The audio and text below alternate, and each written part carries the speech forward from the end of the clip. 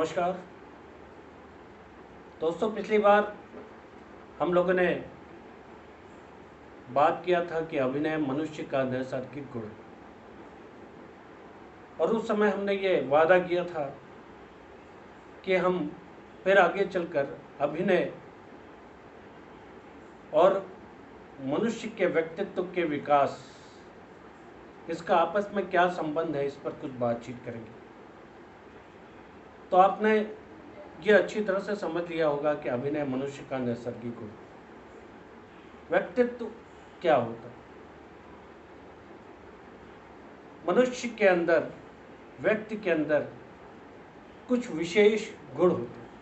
हमारे अंदर नैसर्गिक गुण है, उन गुणों में हर व्यक्ति के अंदर कुछ अलग विशेष गुण होते हैं जिससे उसकी पहचान होती है और वही उसका व्यक्तित्व होता है।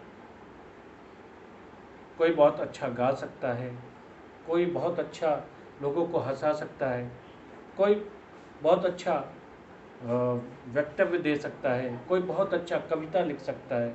ये अलग अलग गुण होते हैं, ये सारे नैसर्गिक गुण हैं और इन अलग अलग गुणों से उस व्यक्ति की पहचान बनती है। हम उसके बारे में कहते हैं, अरे यार वो फला, अरे वो तो बहुत बढ़िया गाता है, या उसके अंदर ये गुण है, ये वो उसका व्यक्तित्व है।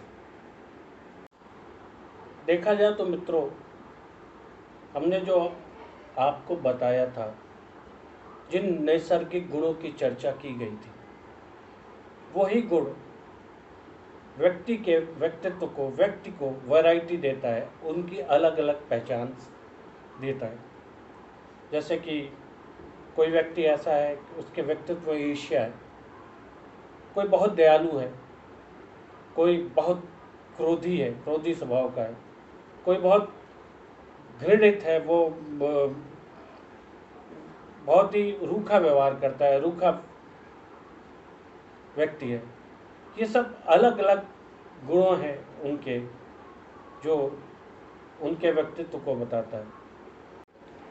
लेकिन दोस्तों, हमारे ये जो व्यक्तित्व होते हैं, इसकी एक खास बात होती है, ये स्थिर नहीं होता, ये परिवर्तित होता रहता है।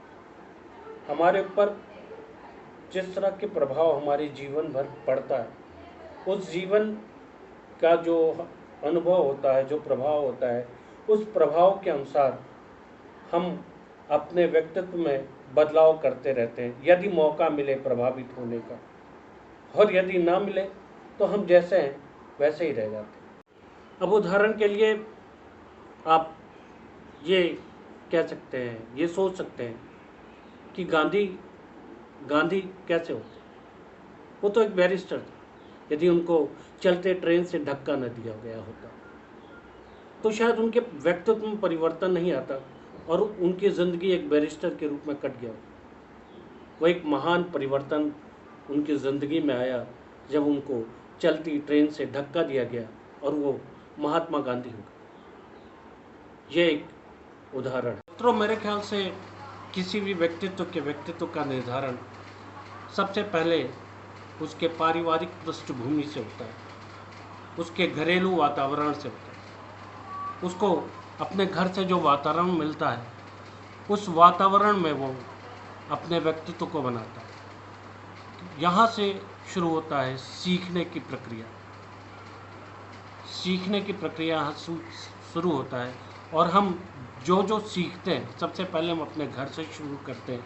हम यहाँ हमें जो कुछ मिलता है, हम उससे अपने व्यक्तित्व को बनाते हैं। इसके बाद हम जाते हैं समाज में, समाज के बीच में जाते हैं, फिर हमें समाज से कुछ मिलता है और हम वहाँ से अपने आप को, अपने व्यक्तित्व में परिवर्तन लाना शुरू करते हैं। यानी कि देखा जाए तो हमारे व्यक्तित्व के विकास में जो सबसे बड़ा महत्व है वो है एजुकेशन का, शिक्षा का, सीखने का। और वो सीखना पुस्तकों वाली नहीं, किताबी ज्ञान नहीं, बल्कि व्यवहारिक ज्ञान। इसीलिए कबीरदास जी ने कहा है कि पोथी पढ़ी पढ़ी जग भया, पंडित भया न कोई, ढाई आकर प्रेम का, पढ़े सो पंडित। शिक्षा अर्थात ज्ञान।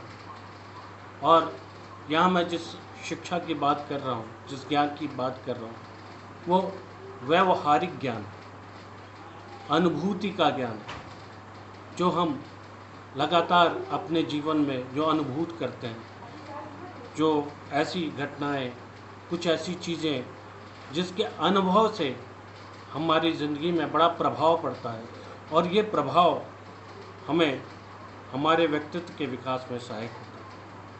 मैं जब 8-10 साल का था तो पहली बार मौका मिला था मुझे मंच पर जाने का। मुझे एक सेठ का रोल मिला था।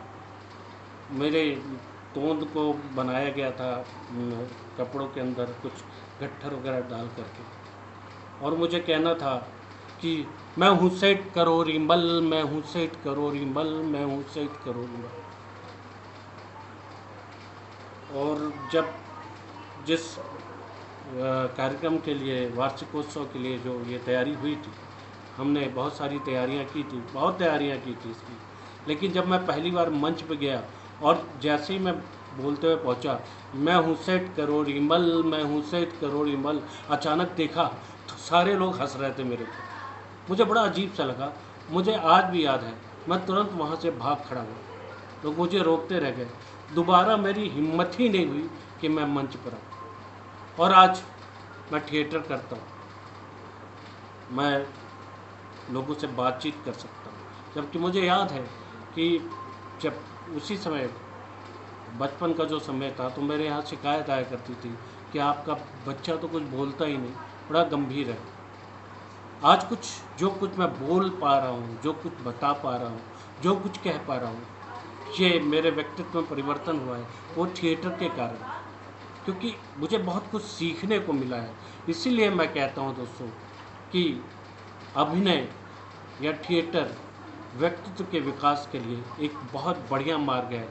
इसीलिए मैं कहता हूँ कि हम लोगों को या कोई भी व्यक्ति जो अलग अलग पेशों से जुड़ा हुआ है, जो अलग अलग व्यवसाय से जुड़ा हुआ है, उन सारे लोगों को अपने व्यक्तित्व में विकास के लिए अभिनय जैसे प्रशिक्षण शिविरों का सहयोग लेना चाहिए और कभी ना कभी उसमें भाग लेना चाहिए। तो मित्रों, आज के लिए बस इतना ही। अगले एपिसोड में हम इस पर और विस्तार से चर्चा करेंगे, इस पर और सारी बातचीत करेंगे और कुछ इस विषय के मर्मज्ञों से भी बातचीत करेंगे। इनके द्वारा हम आपको बताने की कोशिश करेंगे कि अभिनय और व्यक्तित्व के विकास में आपस में क्या संबंध है। धन्यवाद।